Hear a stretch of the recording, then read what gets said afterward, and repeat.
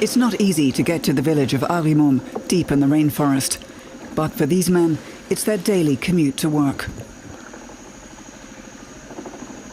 They call the area Igapro. In an indigenous language, that means swamp forest. The forest workers are on their way to a spot where they're permitted to cut down a few trees in accordance with a specific, precisely structured plan. The head of the protected area has come along to take a look. Walking through a steaming tropical rainforest is hard work.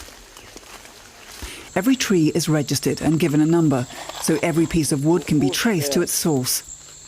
Since the forest was placed under protection, trees are no longer being chopped down illegally.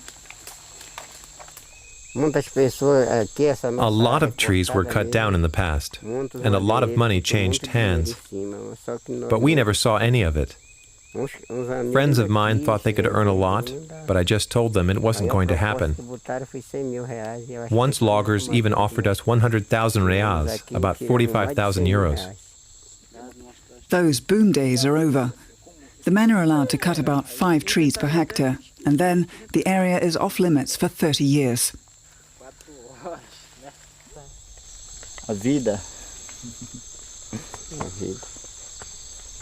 The forest is our life. It's everything for us. 1 cubic meter of wood can be sold for 450 reals, or 200 euros. Enough for a modest income. The people in the nature reserve take care when utilizing what the forest has to offer. That way they can make money, and all the villages profit from it. Distances within the nature reserve are vast. Journeys often take hours, even in a speedboat.